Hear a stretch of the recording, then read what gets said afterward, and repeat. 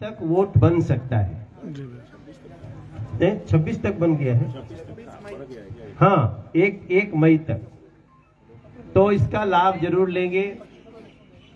मैं तो आप सबके सामने इस समय दोनों हाथ जोड़ करके प्रार्थना करने आया हूं कि ये चुनाव ऐसे गली में जरूर बैठे हैं, लेकिन ये चुनाव गली का नहीं है। जी। ये देश का चुनाव है। देश में गली भी है, सड़कें भी हैं, मेट्रो भी है, हाईवे भी है, सेंट्रल स्कूल भी है, वैज्ञानिक भी है, डॉक्टर भी है, किसान भी है, महिला युवा सब है और गरीब भी है। इसलिए मेरे भाई बहन, अब चूंकि पहले से कृष्ण डोगरा ने पहले ही कह दिया कि भैया समस्याएं तो हैं, लेकिन हम समस्याएं आपको बता दिए और हम आपको चुन रहे हैं, नरेंद्र मोदी को प्रधानमंत्री बनाएंगे। तो इसके बाद तो कुछ कहने को बच नहीं जाता। और एक लाइन आपने ऐसी बोल दी कि हम देशभक्त लोग हैं, हम टुकड़े टुकड़े गैंग वालों को जिताने की तो दूर की बात, उसको पौधा में पनपने भी नहीं देंगे। जिंदाबाद जिंदाबाद। तो इसके बाद हमारा कुछ कहना बचता नहीं है, लेकिन फिर भी मैं आप सबसे प्रार्थना करूंगा कि आप अगर इस भाव से बैठे हैं तो मैं आपको थोड़ा सा आगे की बात करना चाहता हूं। लेकिन वो आगे की बात करने के पहले मैं इस गली की बात करना चाहता हूं, अजीत विहार ई की बात करना चाहता हूं। जब हम सांसद बनने के बाद प्रदेश अध्यक्ष बने 2016 में, बीजेपी के हम प्रदेश अध्यक्ष बने, पहली बार कोई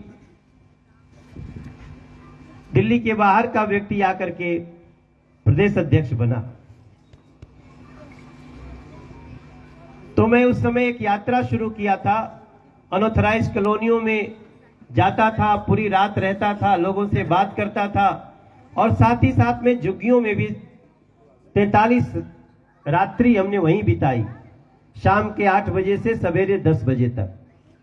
क्योंकि ऐसे सभा होती है तो सबकी बात नहीं, मान लो वहां बैठी हुई एक बहन, वो तो माला पहना के चली गई, उसके मन में कुछ बात है, वो हमें कैसे बताए। वो तब होता है जब हम 12-14 घंटा लगाते हैं, कोई कभी आके कुछ बोलता है, कोई कभी आके बोलता है, किसी के घर में जाके बैठते हैं, उसकी क्या समस्या है। तो उस समय हमें 2 समस्याएं समझ में आई। एक तो इस दिल्ली की अनऑथराइज्ड कॉलोनीज को ऐसा समझ लिया जाता था जैसे ये एक ऐसी कामधेनु गाय है कि जो अधिकारी आता था वो थोड़ा सा डंडा बजाता था और कुछ न कुछ लेके चला जाता था, और नहीं तो उसको तोड़ने की धमकी देता था। मैं अजीत विहार ए बी सी डी के अलावे ई को भी बताता हूं, कोई माई का लाल आपका कॉलोनी तोड़ नहीं सकता है। मनोज तिवारी, मनोज तिवारी, मनोज तिवारी। ये कागज में आपने क्या पढ़ा है 2007 तक, ये तक, वो तक। हम और प्रधानमंत्री नरेंद्र मोदी जी दोनों प्रेस कॉन्फ्रेंस किए थे और हरदीप पुरी जी अर्बन डेवलपमेंट मिनिस्टर साथ में बैठे थे, और मैं प्रधानमंत्री जी को बता चुका हूं। उनसे मैंने कहा कि जो भी अनऑथराइज्ड कॉलोनी में लोग रह रहे हैं, 25 गज, 50 गज, 100 गज भी कुछ लोग हैं, ये लोग कौन है? इन्होंने अपनी जीवन की जमा पूंजी से एक प्लॉट खरीदा है और वो इतने बेचारे हैं कि उन्होंने ये भी नहीं पूछा कॉलोनाइजर से कि आप मेरी गली बनवा रहे हो कि नहीं। उन्होंने ये भी नहीं पूछा आप मुझे पानी का कनेक्शन दे रहे हो कि नहीं। उन्होंने ये भी नहीं पूछा आप मुझे मीटर कनेक्शन लगा रहे हो कि नहीं। उन्होंने ये भी नहीं पूछा आप हमारे जल जमाव के निकास को बना रहे हो कि नहीं। और कुछ नहीं पूछने के बाद भी उन लोगों ने अपने आसियाने के लिए अपना जीवन का सर्वस्व झोंक दिया उसमें। नरेंद्र मोदी जी हमारी बात सुनकर सिर्फ मुझे देख रहे थे।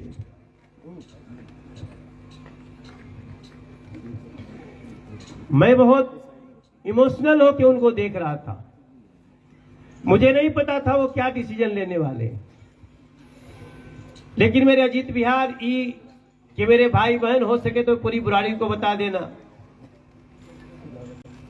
नरेंद्र मोदी जी ने कहा ये अनऑथराइज, ये हमारे दिल्ली के लगभग 70-75 लाख लोगों पे एक धब्बा है, हमें इसको मिटाना है, अनऑथराइज का धब्बा मिटाना है।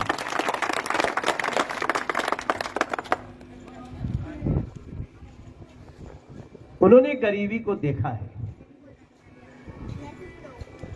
और वो समय था 2018 में प्रधानमंत्री अपने पीएमओ में मीटिंग बुलाए।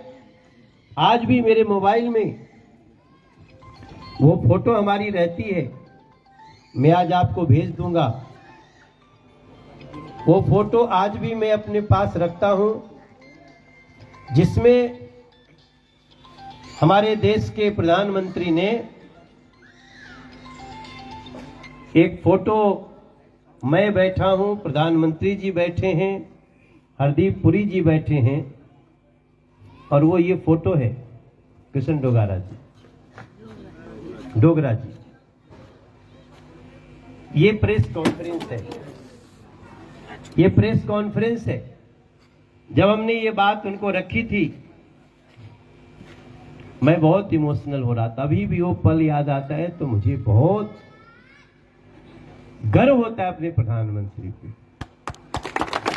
इसलिए आपको कोई ये डराता हो कि आपका घर बन गया है, कोई तोड़ जाएगा, कोई ऐसा करेगा, तो वो सिर्फ आपको क्षणिक रूप से आपको डरा रहा है, अपने किसी स्वार्थ सिद्धि की बात कर रहा है।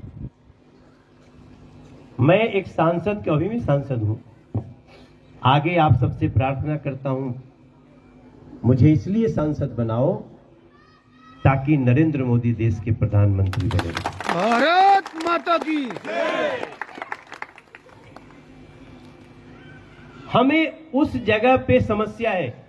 हम सबसे प्रार्थना कर रहे हैं कि अब कॉलोनी वहां न कटे जहां के बाद बड़ी लैंड हो, जहां हम कुछ क्रिकेट, कुछ खेल का मैदान बनाना चाहते हैं, कुछ कम्युनिटी सेंटर बनाना चाहते हैं। आखिर अजीत विहार ई के बच्चे कल आपसे हमसे कहेंगे ना कि मनोज तिवारी अंकल हमको एक चॉकलेट मत दो, हमको खेलने का पार्क दो, खेलने का मैदान दो, कहेंगे ना।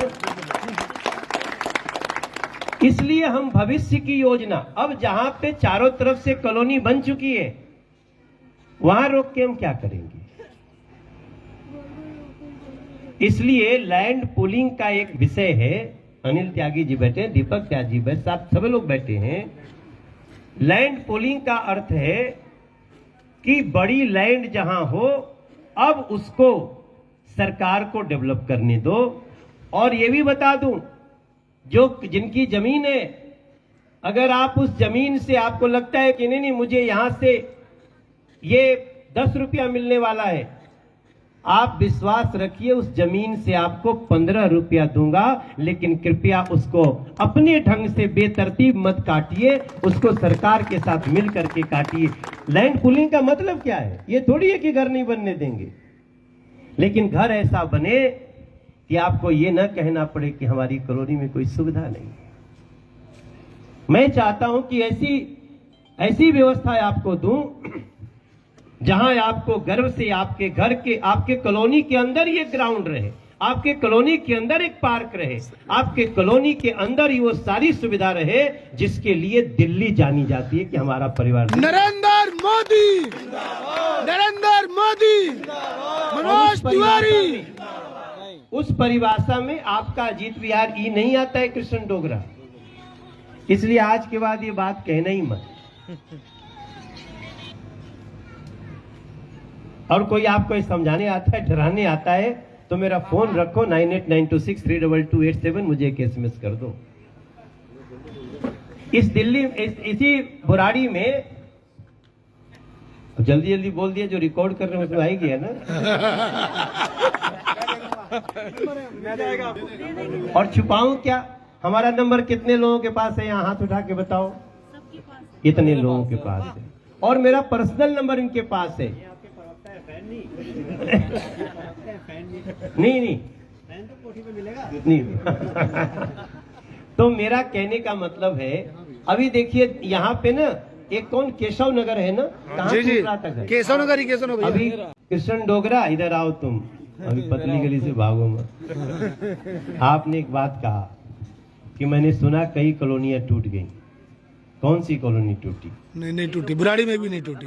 मेरे भाई मनोज तिवारी के रहते कोई बनी हुई कॉलोनी अब टूट नहीं सकती। मनोज तिवारी, मनोज तिवारी। आपको पता चला होगा केशव नगर में या झड़ौदा संगम बिहार में, झड़ौदा संगम बिहार में तो लगभग 5000 घर तोड़ने का सुप्रीम कोर्ट ने कागज निकाल दिया। मैं जब केस समझा तो पता चला supreme court is confused. Supreme court को गुमराह कर दिया। हाँ, किसी ने फेक इंफॉर्मेशन दे करके निर्णय लाया। कोर्ट को बताया गया कि ये जगह खाली है, यहाँ कोई रहता ही नहीं है, और और इसी कोर्ट ने सरकार कह दिया ये वैकू लैंड है। लेकिन जब हमने कहा वहां लोग रह रहे और एक ने 40 साल से रह रहे। अभी हमारे दिल्ली में अभी कुछ लोगों ने ऐसा हल्ला फैलाया था कि घर टूट रहे हैं, घर टूट रहे हैं, घर टूट रहे हैं। भैया देखो, जिस घर में कॉलोनी में लोग रहने लगे हैं वहां अगर कोई प्लॉट खाली भी होगा तो उसका एक नियम बना हुआ है। आप एक संपर्क कर लो अपने एमसीडी से, अपने लोकल जो संस्थाएं हैं उनसे बात करो। उसको भी बनाने का हमने कहा है, 25 गज 50 गज के नक्शे की जरूरत नहीं है। लेकिन लोग घबरा करके रातों रात बनाते हैं, पता नहीं कौन आ जाएगा। अरे ऐसे थोड़ी कोई आ जाएगा भाई, ये देश संविधान से चलता है। और प्रधानमंत्री ने जो पीएम उदय योजना लागू किया उसका बेस पॉइंट है एज इज वेयर इज, जहां है जैसे है। अब मान लीजिए उसमें किसी का ये छोटा सा प्लॉट है, तो इसमें क्या बनेगा? इसमें कम्युनिटी सेंटर बनेगा? नहीं, इसमें खेल का मैदान बनेगा? नहीं। अरे भाई, जिसने खरीदा है अपने, हाँ इतना जरूर कहेंगे कि उसको भी बनाने के पहले अथॉरिटी को बता दो कि हम यहाँ बनाने जा रहे हैं। अब आप लोग बताते ही नहीं हो, आप लोग अपने से सेटिंग कर लेते हो। सब बनाने के लिए सब नियम जानता है कैसे बनेगा। मगर आपको बताए, पीएम उदय योजना के अंतर्गत ये कॉलोनी हो या ना हो, मगर ऐसे रह रहे लोगों को अब कोई ताकत तोड़ नहीं सकती, गिरा नहीं सकती। बल्कि अब आपकी गलियां बनाएंगे, अब आपकी सड़कें बनाएंगे। आगे आने में तो बना हुआ था, वहां तक बना है ना, तो कुछ दिन में वहां तक बना, फिर यहाँ तक बनेगा, फिर इधर भी जाएगा। ऐसा घबराने की आवश्यकता नहीं। देखो, हम तो अपने तरफ से घर बना के देते हैं पीएम आवास योजना में। और कितना घर दे चुके हैं कोई बताएगा? अभी तक देश में कितने बेघर को घर दिए? 4 करोड़ 28 लाख। तो हम तो अपना, मोदी जी अपना पैसा लगा के घर बना के दे रहे हैं, और जो घर बना लिया है उसको इतना परेशान होने की आवश्यकता है? हाँ, कुछ नियम कानून ऐसे हैं जिनके कारण थोड़ी बहुत समस्या होती है, तो हम और भी नियम कानून बदल ही रहे हैं। धीरे धीरे हमको बताइएगा किस नियम कानून से आपको दिक्कत हो रही है, उसमें भी फेरबदल करेंगे। सांसद है, नया कानून बनाना ही तो अपना अधिकार है। और नेशनल कैपिटल टेरिटरी के लिए अब हम लोग एक नया चीज लाने वाले हैं। जैसे कई बार ऐसा होता है, हम कोई सड़क बनाना चाहते हैं, लोकल गवर्नमेंट परमिशन नहीं दे रही है, या हम किसी को 5 लाख रुपए का फ्री इलाज देना चाहते हैं, लोकल गवर्नमेंट हमको परमिशन नहीं दे रही है। दिल्ली में ऐसा हुआ है जी। हम 5 लाख रुपया पूरे देश में 55 करोड़ लोगों को आयुष्मान योजना देते हैं, दिल्ली वालों को नहीं है। तो हम लड़ाई लड़ रहे हैं सरकार के साथ। तो इसका भी निदान निकलेगा, पीएम आवास योजना का भी निकलेगा। तो आज 2 चीज को आप कंफर्म कर लीजिए, आपके कॉलोनी की कोई समस्या नहीं है। और ये जो दूसरा क्या बोले कि टूटी है कॉलोनी, कोई कॉलोनी टूटी नहीं। एक केशव नगर में जब तक मैं नहीं आया था उसमें 8-9 घर तोड़ दिए गए थे, लेकिन उनको वापस उसी जगह पे बना लिए हैं लोग। अब कोई दिक्कत नहीं है। कभी कभी ऐसा होता है कि कुछ साजिशें होती हैं, तो साजिशों से तो हमको सावधान रहना है। अब साजिश तो ये भी है ना कि जो कहता है देश के टुकड़े टुकड़े होंगे उसको कांग्रेस ने प्रत्याशी बना दिया। सेम। और कांग्रेस की आम आदमी पार्टी भी शामिल है। शामिल है जी। भले आम आदमी पार्टी के कार्यकर्ता सुनने के बाद गिर गए हो घर में, सही बात है। उनको दुख हो सकता है। मुझे बहुत सारे आम आदमी पार्टी के कार्यकर्ता फोन करते हैं, भैया हम लोग तो बर्बाद हो गए। अब सुनिए, देखो हम तो, क्योंकि आम आदमी पार्टी में भी जो लोग गया, मैं जानता हूं कई ऐसे लोग गए जिनको लगा एक नई राजनीति शुरू हुई है, आइए इनके साथ चलते हैं, लेकिन अब तो रिजल्ट आ गया। तो इसलिए मैं